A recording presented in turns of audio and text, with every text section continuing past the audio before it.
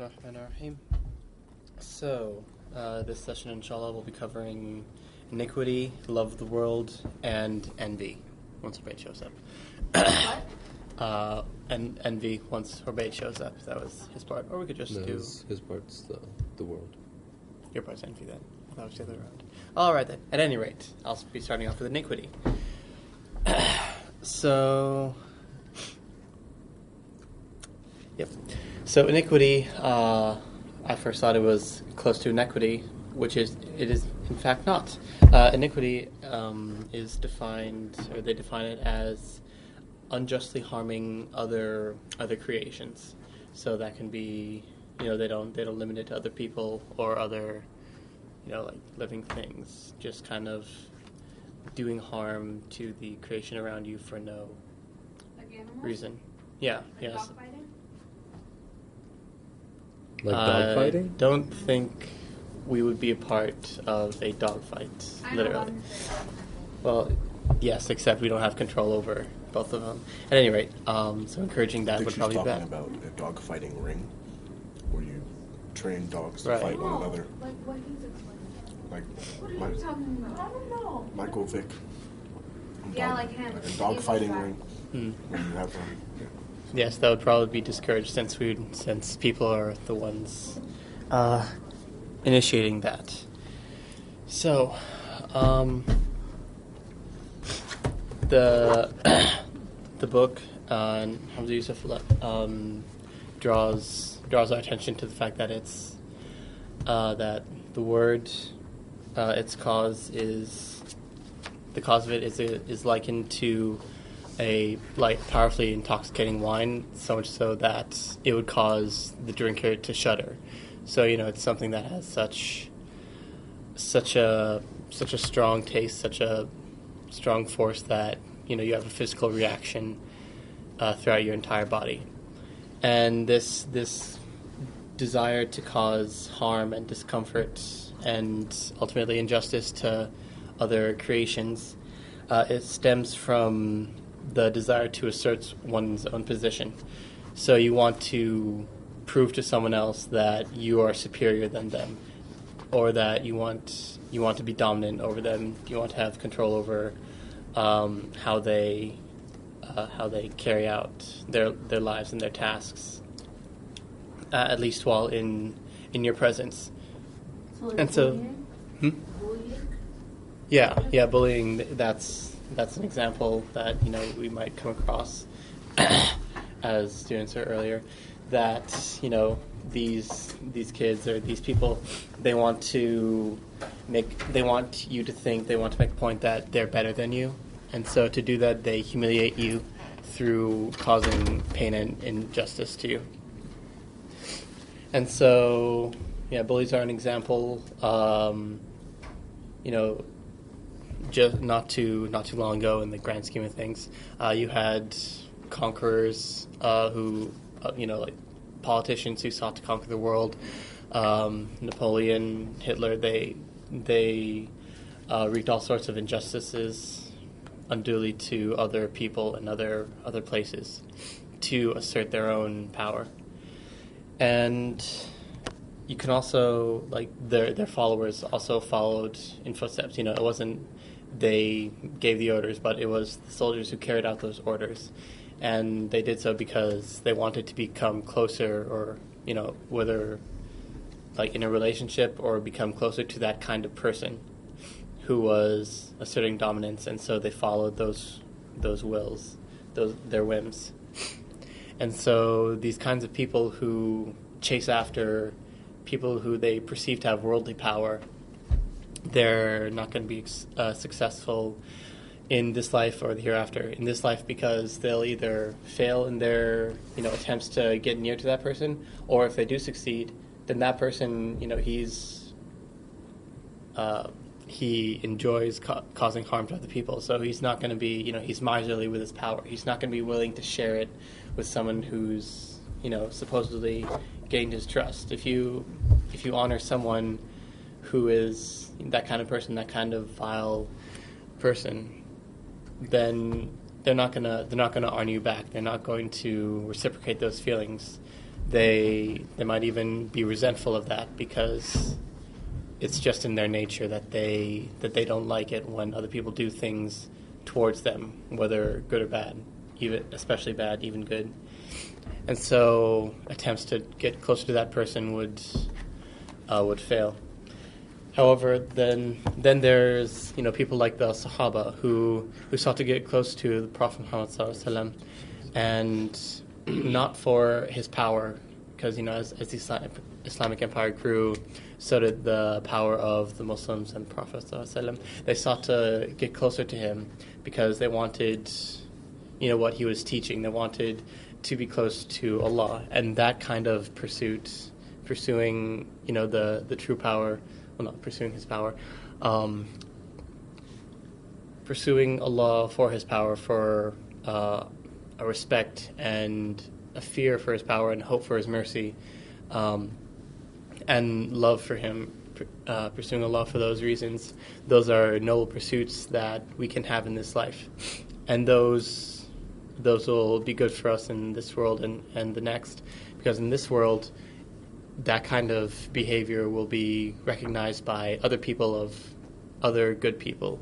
And so therefore you would be attracted to them, they would be attracted to you, and you'd be able to create a little community, a circle of friends who would encourage you to do good. And if that kind of good behavior draws the ire of bad people, then leave them be. And in the hereafter, obviously, you're seeking Allah's pleasure, and you'd be rewarded for that.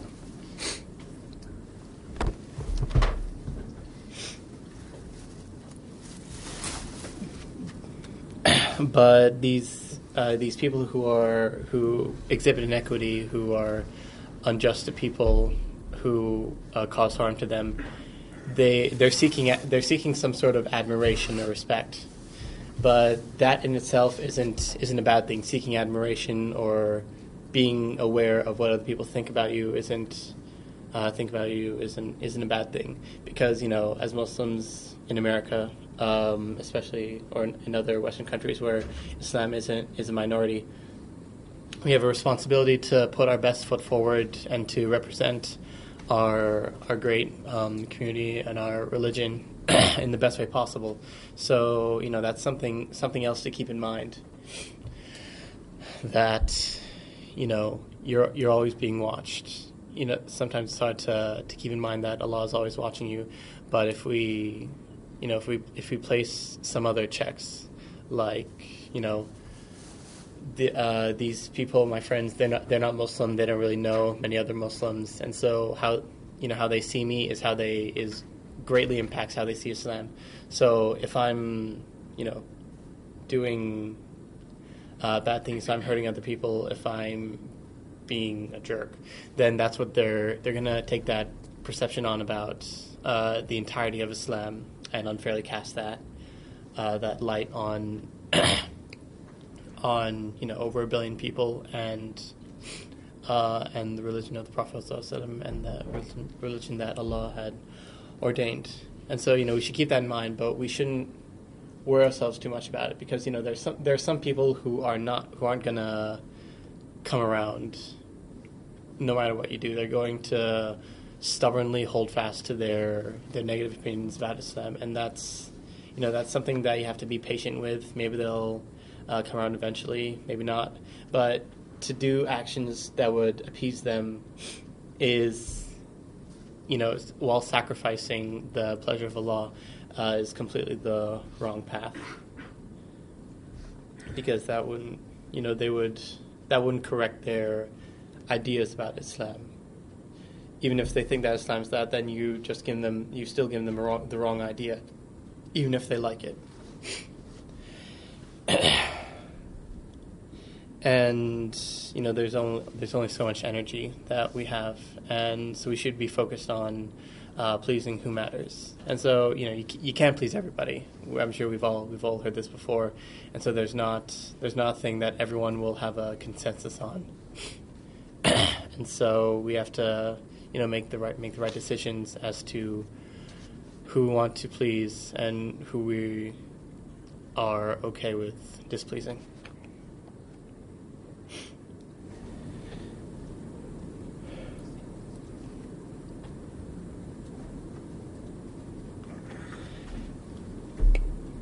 And so this curing this iniquity can be the cure for this can be brought about by remembering the hereafter. Remembering that you will be called to account for what you've done, the good and the bad. And so instead of hurting other people, which will be held against you, we should be helping them constructively. And also this desire to assert one's position.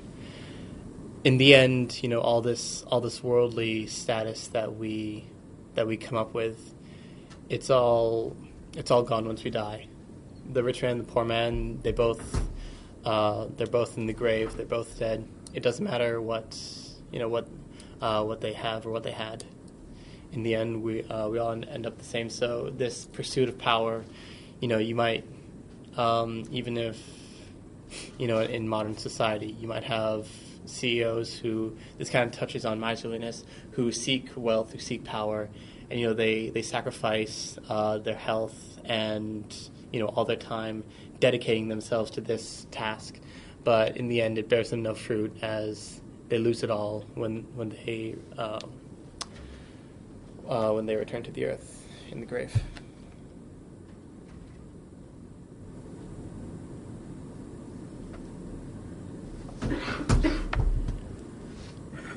So what are your guys' thoughts on this matter? I think it's something like all these diseases are something you have to check within yourself consistently and consistently get rid of, because Shaitan doesn't give up after the first time that you got rid of it. It'll keep on coming back, and so you have to consistently remember Allah subhanahu wa ta'ala and consistently remember that you're going to return to the earth and that life is short, and this one is just preparation for the next one, and so see things in perspective. Yeah, and taking back, going off of what she said, they kind of all sound like they go together. Like you mentioned, miserliness a lot, and I think it's kind of like a blurred line of when they start shifting into each other. And I don't know, this one just reminded me a lot of revenge, and how not the TV show, about how sometimes people can be so stuck into their problems right now, and they lose sight of what's really important, and that transitions into deeper stuff and deeper problems. I like how you said they were connected, because if you have one, then it'll grow, and then you'll pick up others. If you're iniquity, you want to assert your power, then you'll think you're all that, and that'll cause you to also be greedy and rude, and your pride and all of that. So it kind of is a snowball effect if you don't take care of it. And I thought iniquity, or this chapter, I guess, talked a lot about intention. That was one of the main things that was the problem. Some of the seeking admiration, it was the problem was you were seeking it for the wrong reasons. And I remember when I was young at Islamic school, one of my teachers that I remember the most, he taught me that you can make anything in an intention for God. It could be brushing your teeth in the morning, and if you had the intention to do it for Allah, then you would get good deeds for every single thing you did. Yeah. So that kind of reminded me of that. Yeah. Because everything you do could be a form of ibadah if you do it for the sake of Allah, and so it's that also helps with balance in your life, because Allah subhanahu wa ta'ala didn't say to just fast every day and spend all your nights worshiping Him. He said that there should be a balance. Fast some days, worship some nights, and create a balance. And so based off what she said, you don't have to be reciting Quran every single minute of the day to be worshiping Him. There's other ways to do that.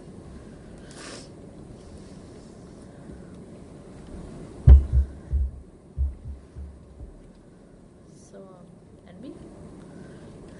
The world. Yeah. It's cool how a lot of these, when you think about it, like nobody likes anyone with these traits, right? Like just thinking about it practically, if you met somebody who was just always bullying others, then nobody really likes that person. If someone's always deriding people and denigrating people, no one's gonna like that person. Someone who's miserly, no one's ever like, man, that guy's way too generous. She always brings donuts. What a jerk. Like, no one's ever gonna say that, right? And so it's like, subhanAllah, if you think about it, like, Allah subhanahu wa ta'ala wants these for the betterment of us as people, not necessarily as, like check boxes. All right, I'm not miserly today. I'm not iniquitous today. I'm not envious today. No, it's like when you foster these, when you cure these symptoms, you look at the opposite, their converse, you see that you become an overall better person. And specifically about iniquity, I mean, you just look at what's happening in the world with the world's dictators. What's happened in the past 5 years, I guess, or more, if you look further back. The people who transgress on these lines, they never last. And it's the kind of thing that Allah subhanahu wa ta'ala talks about the Quran, about Fir'aun and Qarun and all these other people in the Quran who were the same as Mubarak and Assad and Gaddafi and Ceausescu and Felipe. And it goes back and further and further. So it's not a new issue. It's not a new thing. But it seems to be so simple. You treat people fairly. You don't seek power. And you'll be okay. I like how you said when you avoid them, you like do the good, because you know how like black is the absence of light, and like what was my other example? Black is the absence of light, and like no. Cold, yeah. Cold is the absence of heat. Like I feel like if you remove these things from your life, you'll become those other things. Like the bad is actually like the absence of good, and so if you add the good, then the bad will start to go. So like, you know how it's like you have a dark heart or a cold heart, it's because of the absence of the light or the absence of the heat, or I guess whatever you want to say. Well, on that subject, it's not as simple as it's not as simple as filling your heart with light. Not that sounds like an easy task. Yeah. But it's more than that. It's removing the darkness. Those bad aspects from your heart, and then exchanging those for good aspects, because if you've got, it's not too hard to imagine someone who is both miserly and generous at different times. You could be generous with say money, but then when it comes to something else like food or clothes, you can't bear to share that with anyone. If you loathe the idea of inviting someone over, because that would mean you have to feed them. So it's not as simple as turning on a light to get rid of darkness in a room. It's expelling darkness and then bringing in light as continuing the process. Sorry. To replace it. Yeah, to replace it. And also, tying in different elements that we've learned so far. Hatred. When you hate someone, you're more likely to be iniquitous with them, and so all these things do indeed go hand in hand. And addressing each of these issues one by one or collectively, as in ways that you can address them. Obviously, you can't tackle the whole thing all at once. That would just be too overwhelming. You're likely to fail and be discouraged. But addressing these issues and rectifying them, they all go hand in hand. So you don't have to do everything exclusively, from an internal level and from an external level. We mentioned, no one likes someone who is rude and mean to other people. Yet sometimes they still have followings. But likewise, you can still have people who strive to be good, to be just, and they also have followings. And surrounding, I mentioned before, if you're a good person, and Allah is pleased with you, then people who Allah is also pleased with will also be pleased with you, and therefore you can make a community, a circle of friends for yourself, through which you can become better people individually and collectively.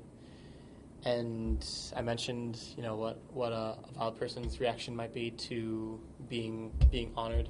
A noble person's reaction to being honored is the opposite.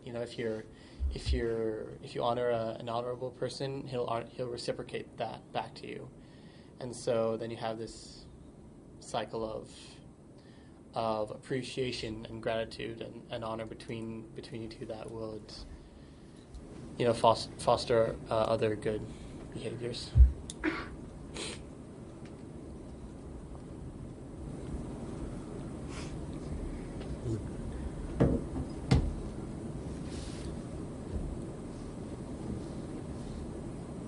Well, the next one kind of ties with it as well. Envy.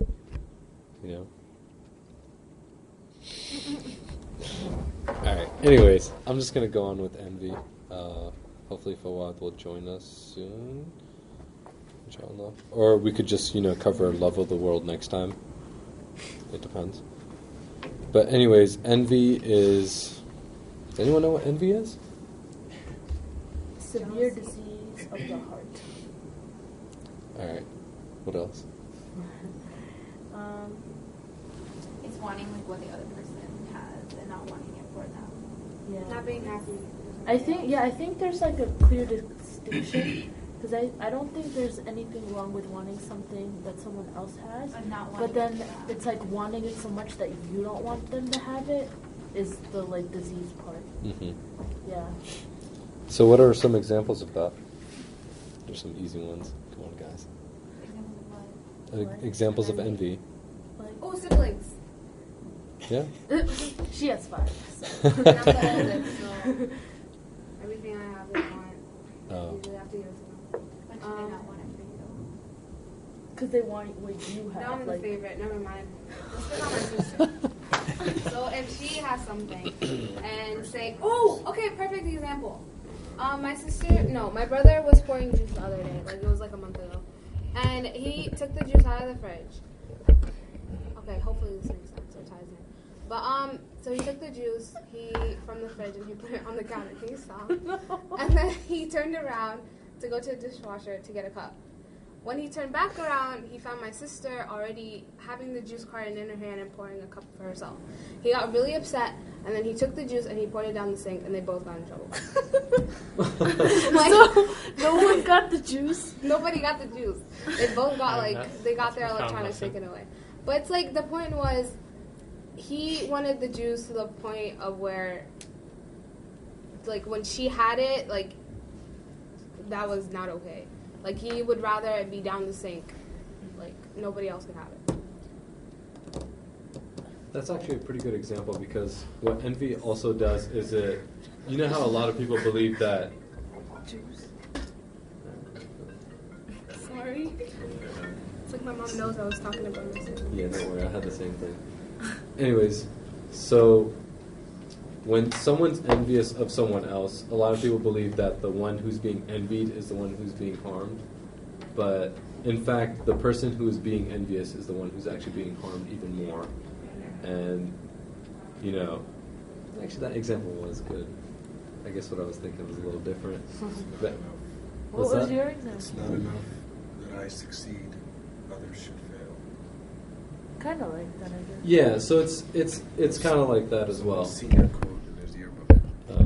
It's not enough that I succeed, others should fail. That was yours scene. Not mine. No, it wasn't. I was like, what? But, I think it also leads to the evil eye, like you were saying. The person that is being envious is the one that's harmed, because then, like, they're kind of captivated by that, like, jealousy, and so then they can't really see things in a more, like, proper, nicer perspective. Yeah. Yeah. The evil eye is the manifestation, the physical manifestation of You should envy. What? I can't hear you. I said evil eye is the physical manifestation of envy.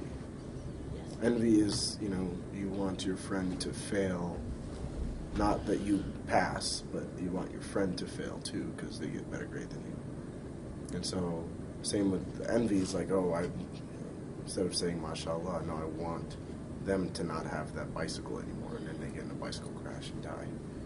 So Crash and die. Damn. they no longer have the bicycle. Yeah, and a lot of people also think that the evil eye concept and everything is only like in the Muslim world, but it's actually throughout the world. And some of the examples that are given in the book are from Chinese rituals where they actually have mirrors on the outside of their homes to kind of reflect the evil eye from entering their home, which is kind of interesting. And also, I think, I'm not sure where this is, but I think it's like in Africa or something. But also, Sheikh Hamza in the audio, he went on to say, and it's also included in the book, that in a lot of the cultures that, when it's a boy, when a boy is born, it's a lot better than, when a girl's born. Like, for example, like India, where they have, like, forced to, like, they do abortions just because they found out it was a girl and whatnot. So what they would do for the first 5 years is actually dress up the boy as a girl and pierce their ears, just so other people aren't envious. And, like in the Pakistani culture, it's like, he got the nazar. Like, someone was being envious, so then something bad happened to that person. So that was pretty much like the same thing they would do. They would, in order to avoid that to ever happen. Yeah, and they would kind of cover it up and be like, hey, it's just a girl, guys, don't worry. Don't I be think, envious. well, that might have psychological issues with the kid. But also, like, it's so much, like I read on page, like, 41, it says, because I deserve it more.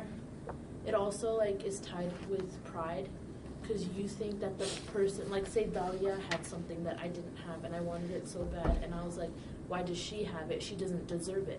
What if she worked harder than me? Like, I don't know that, So I think it also, like, creates pride and, like, I'm much more worthy and more deserving, even if I'm not, because I don't know her story or her, like, intentions and how hard she worked for it, Yeah, and what that ties back to is pretty much the beginning of the creation of, Adam and, humans. When Iblis, he felt the same way, like arrogance, and he felt envious of him because he's like, why is he getting all the praise? Why is everyone bowing down to him? Yeah. It should be me. Like, So it's pretty much the same thing. And what it goes on to say is being envious and envy is actually a characteristic of, shaitan.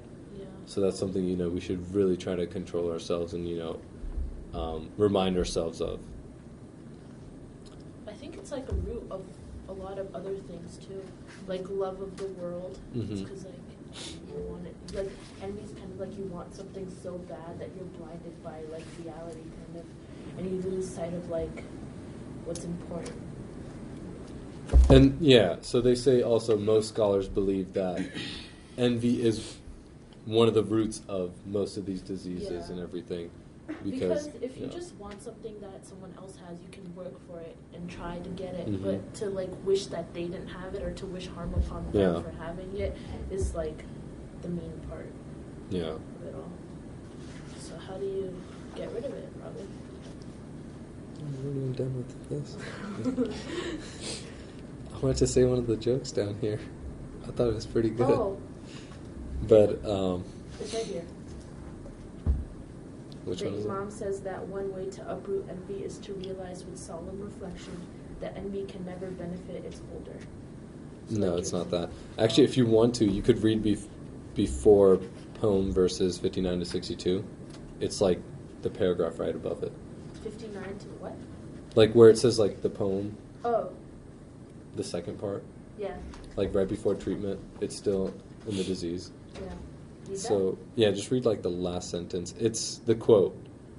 Moreover, envy never benefits the envier, nor does it remove from the one envied the blessing he has been given. Alright, never mind. I'm probably somewhere else. This book doesn't have any numbers. Anyways, So, there's a story about this Bedouin, and he has a beautiful wife. So when he had a guest over, he said, he couldn't resist saying that, to the woman, how did such a beautiful woman like you marry such an ugly man like that? And the woman said, fear Allah, perhaps he had done good works accepted by his Lord, and I'm his reward. But also the funny part is, in the audio, he goes on to say the opposite. So that's like, I'm the woman, and I'm, that's my punishment for having an ugly husband because I did bad, just like he had a reward. Come on, guys. It's one of those kind of jokes. I feel like don't start explaining it. It was funny.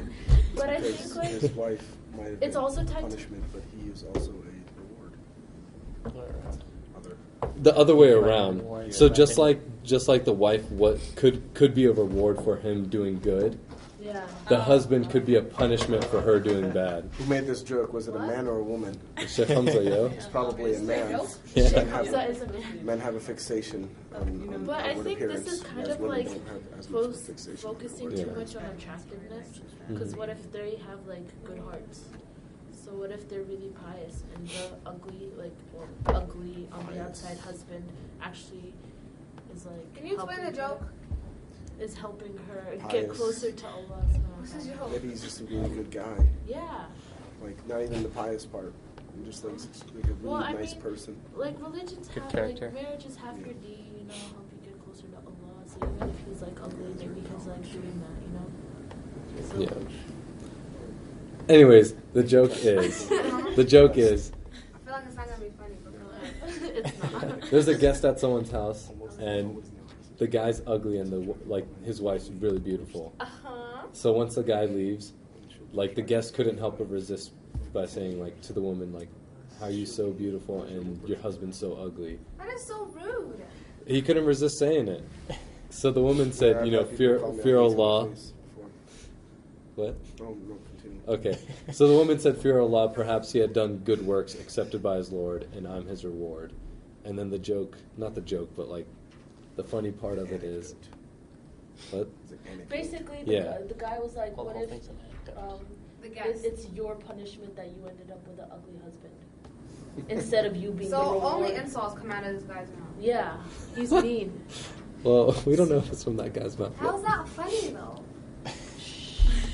If Guys, you this is recording. beat a dead horse, it's still dead. That's a lot less funny. Okay. Yeah. Okay. But That's what it's called, beating a dead I horse. don't We're supposed to learn understand. from this story? I don't understand how that's envy. Because is he like marry me and leave your husband or something? Yeah, Like, kind is that what he's saying? It's kind of referring to that, like, Oh. you want a well, then beautiful why wife did they like invite that. him to his house? Like, I mean, you don't really know that Yeah. at first. Like, how are you Yeah. going to be like, oh. I think one of You the look biggest really things, like I think Mugab said earlier, how like no, or you two said earlier how like nobody likes someone miserly or nobody likes someone that's mean. Sometimes it's not always easy to tell because intention and stuff. So it's like they invited the guy to his house and they thought he was like a great guy. Obviously not. Yeah. But sometimes it's like you keep it hidden. So I think one of the biggest things from studying this book would be to like fix ourselves from like the core of our hearts and not just what people see, because no one knew that this guy was like slimy trying to get his friend's like wife or whatnot, Yeah. Yeah.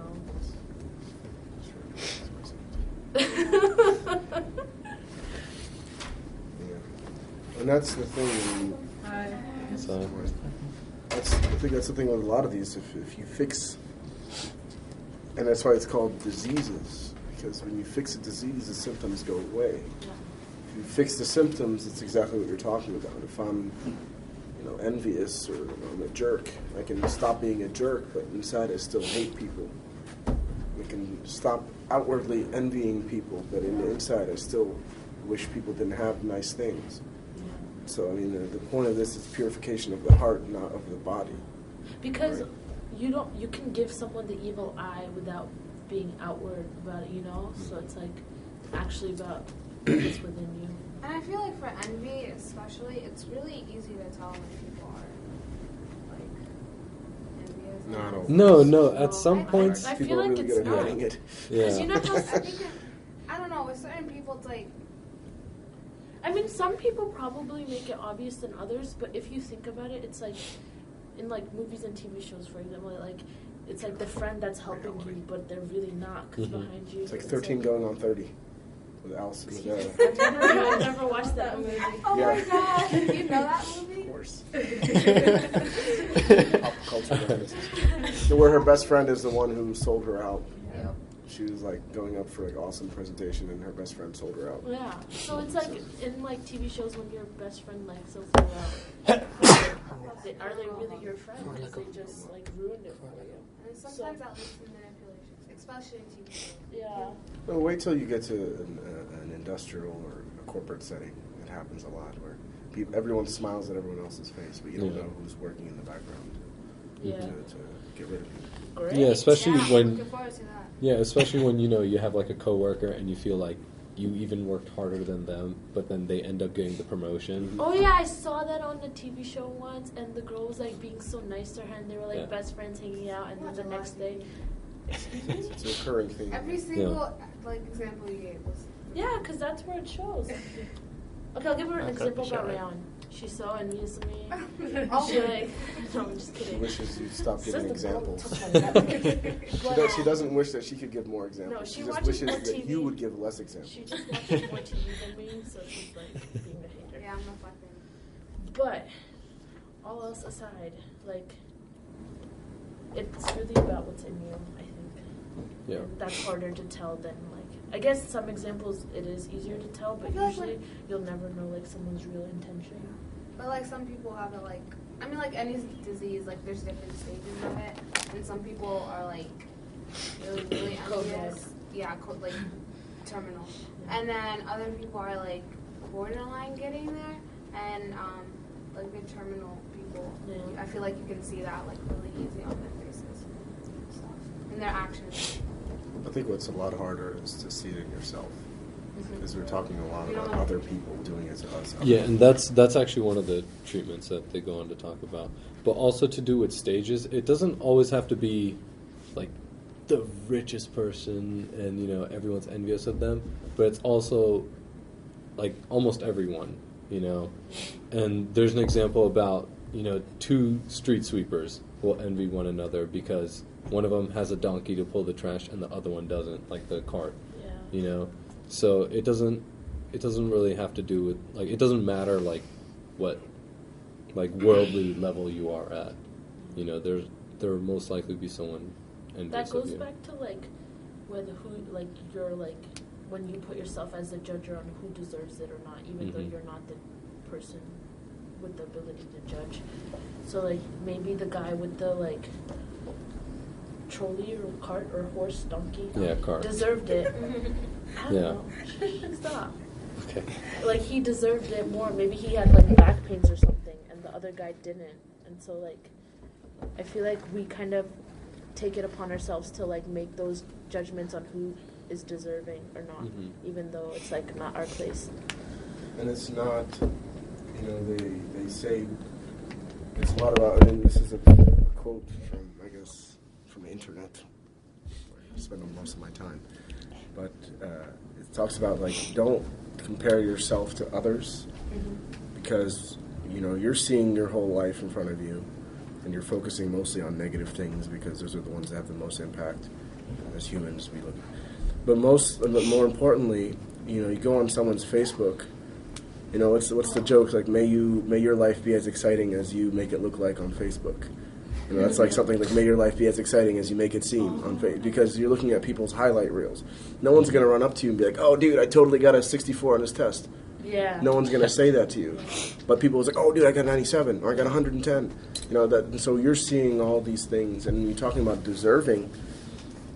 Money oftentimes is not, and we're talking about worldly possessions in general, it's more of a curse than a blessing, and people don't realize it until they become, or they have that they're in that position. The more you have, the more of a test it is. They say the poor man who says, man, I wish, there's 4 types of people, I think. They said there's the rich person who gives, and then there's the poor person who wishes they had money so they could give. And then there's the rich person who doesn't give, and then there's the poor person who wishes they had money so they could spend it on halal things. And of course, we all know who the worst is. It's the person who doesn't have money, but they wish they had money so they could spend it on bad things. And so, it's more of a responsibility, it's more of a burden, it's more of a stress, and it's not always, and almost never is a blessing.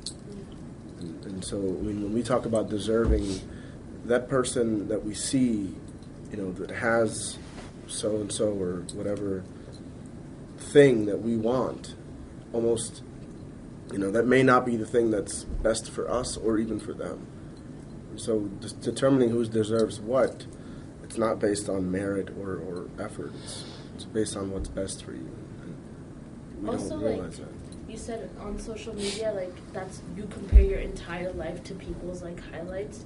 I think you don't know how they might have gotten the promotion. Maybe they did it through connection and it wasn't their merit. I don't know, and you don't know every single story behind what they did, or maybe it could be even very out of context. You know how media does that, and I think social media does that as well. We do that.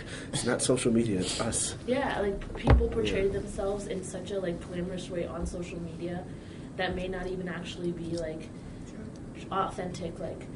Oh, I did this, but maybe everyone on the outside of that picture frame is the one that did the, and you just took the picture. Look what I did, Yeah. And I think something with envy in general, it seems it's the point is that you're not looking at yourself, you're always looking out. I think that's something in general that, well, not just the Muslim community, but everybody is always looking at other people, and that's the problem, because you're given certain things that are good for you or that teach you, and you don't even realize it until after, because you're just looking at what everyone else has. You never appreciate what you have or what tests you're given to grow as a person. Define your self-worth based on other people's success, essentially. And then you're never happy. What's interesting is a lot of the things, again, I always like to go back to this. Allah subhanahu wa ta'ala never tells us to do something that's going to hurt us, ever. It's something that may be inconvenient, that may hurt us a small amount, but everything that Allah subhanahu wa ta'ala gives us or tells us to do is always good for us. So one of the things that always stands out to me is lowering the gaze, right? For men and women to lower your gaze, not always be staring at people of the opposite gender.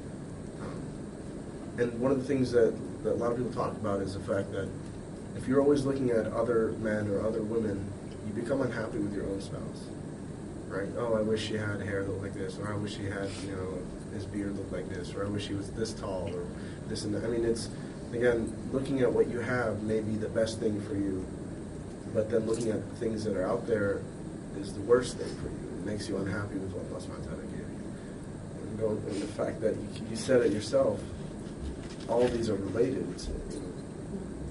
Being unhappy with what someone else was given, that's being unhappy with the decree of Allah subhanahu wa ta'ala. Yeah. Also, that reminds me of the quote, you can run after something that was never meant to be yours and it will never cross your path, and you can run away from something that is meant to be yours and it'll always find you. Kind of what's meant for you will come to you, and what's not meant for you, you will never get. So just because someone else got something that you wanted, Allah subhanahu wa ta'ala doesn't keep things from you to harm you or to I don't know, impact you in a negative way. So if your dua or something wasn't accepted, there's a greater good waiting for you. So I think what other people get is on their path, and what we ours is we all have separate roads. So looking at others' roads while walking our own doesn't do anybody. Yeah, you get lost. And Allah, I think everything that we're given is for a purpose, even something that we think is bad. We don't realize it often until after it happened. When I was little, I always wanted a cat. So I would pray every day for a cat, right? And say Bismillah all the time. Anyways, so I never got one until I really needed it. There was a time in my life where I was it came, and I would have never considered it to happen, but it just came at that moment. And that's I couldn't have planned it better. You know, like Allah subhanahu wa ta'ala always knows when you need things and when you don't. Yeah. And it was like that was when he decided to do it, you know. Yeah. Like when Rayan and I were looking for apartments, we really wanted to live in the Collegiate, like so badly, because we really liked it. And then we didn't get one. But then we found like Maple Ridge, and we liked that even more, you know? And so we were like, sorry, stop. Those are one of my better examples. Like basically, like I it's like something this example. because it's like related to like basically like sometimes you're just really bummed that you didn't get something, but then in that moment you're like, God hates me, or like this is the end of the world. But it's like just wait a bit, and like once you see it from an outwardly view, you realize how much not having it benefited you. Yeah, hindsight is 20/20.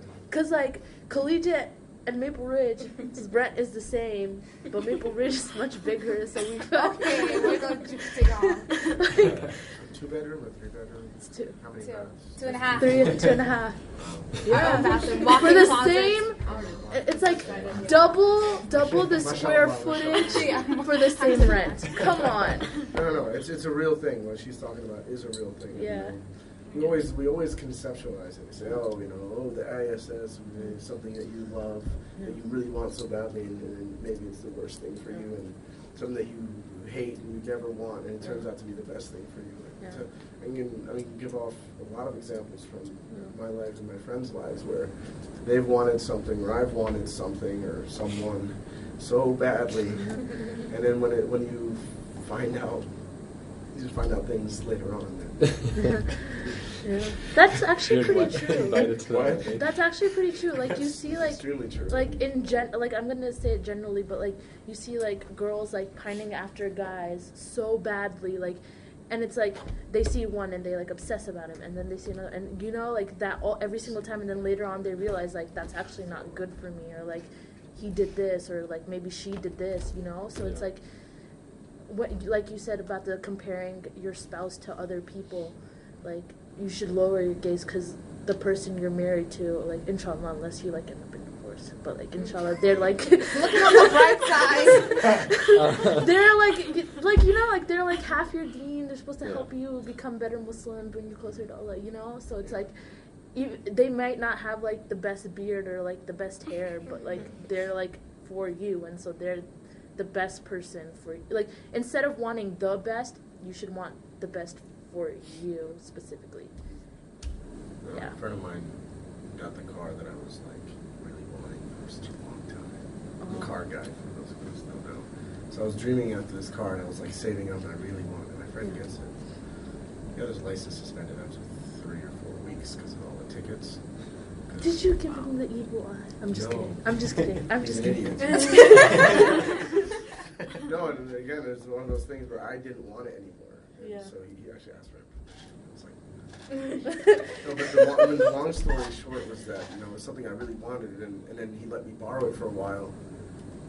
This was like 5 or 6 years ago. I'm like, it was too small for me. Yeah. And I was very uncomfortable, and I didn't like the acceleration. It was not, like, the engine was weird. Like, everything about it that I was, like, dreaming after turned out to... S2000 was one of them. Golf GTI was the other one. See?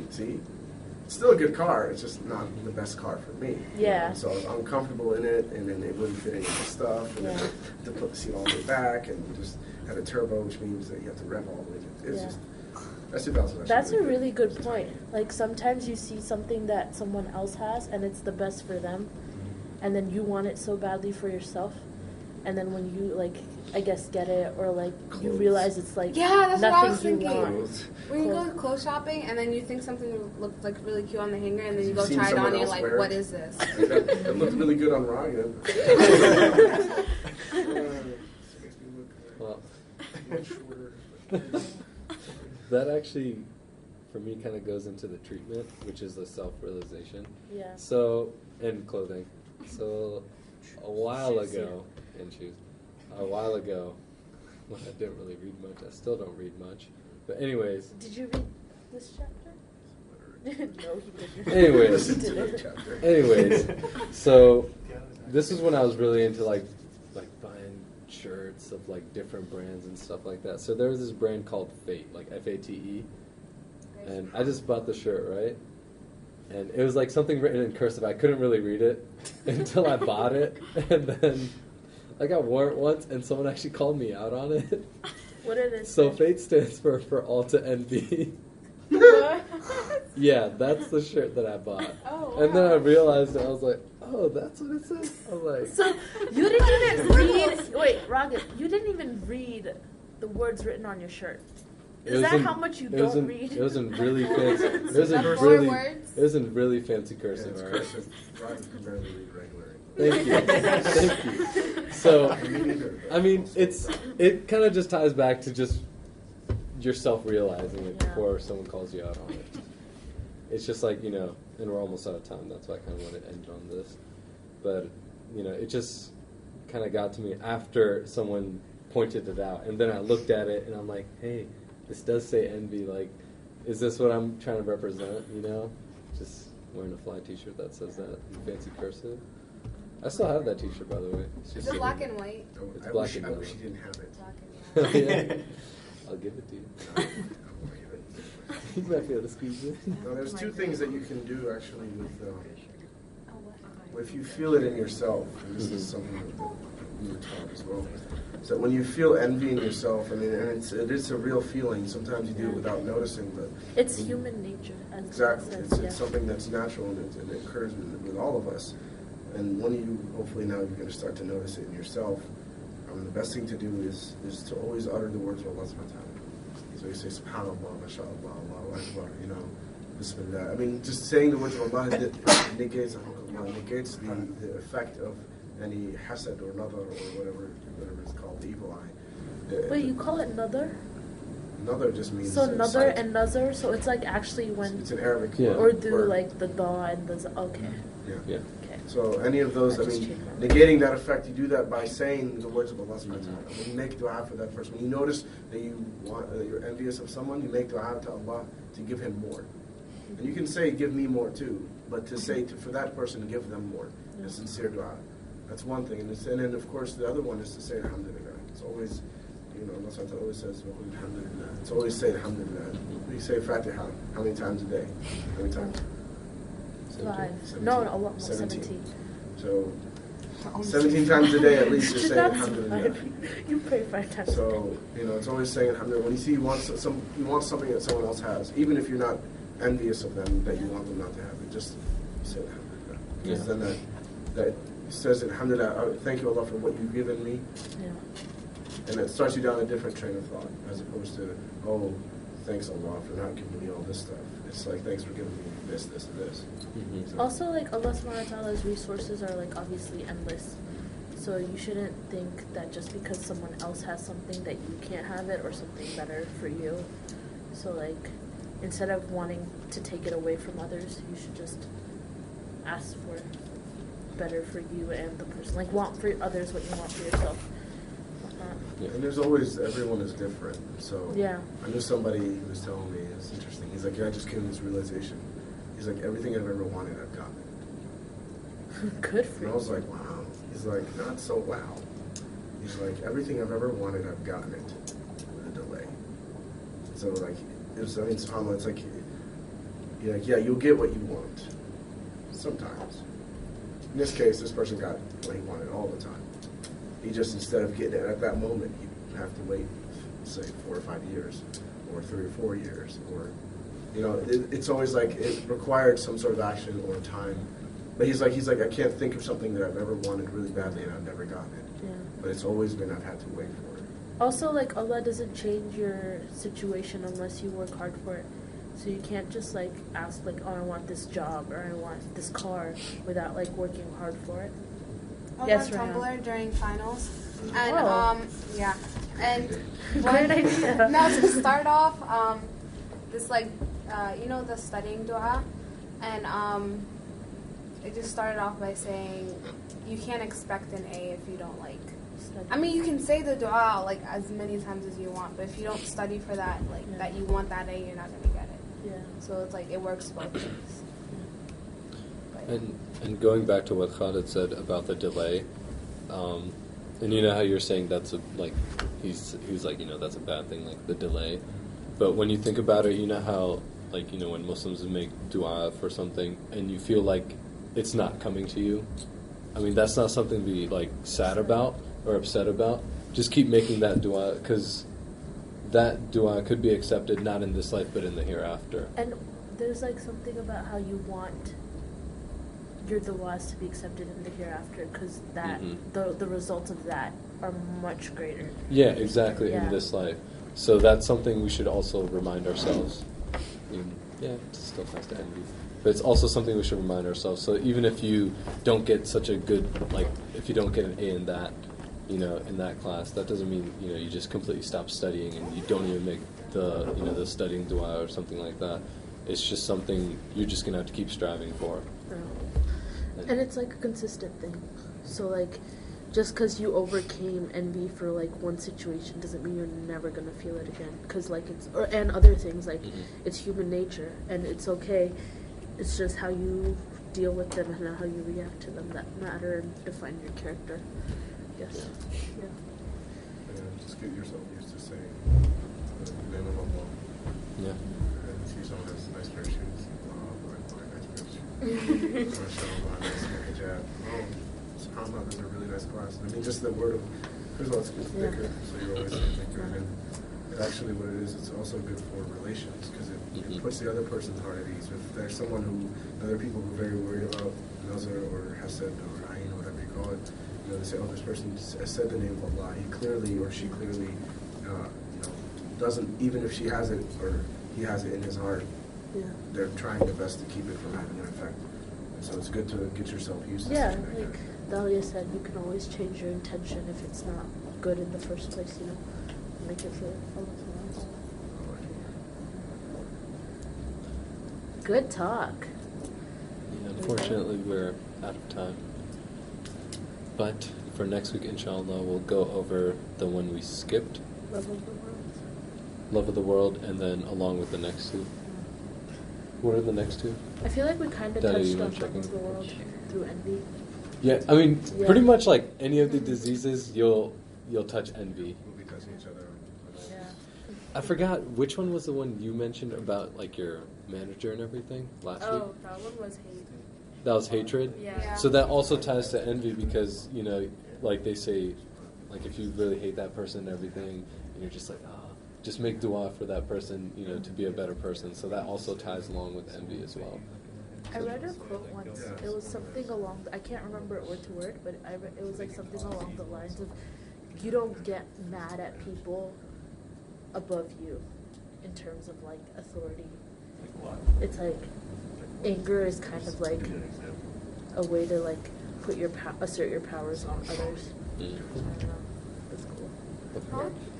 I literally didn't get what I'm he just not said. following. I was just like, okay.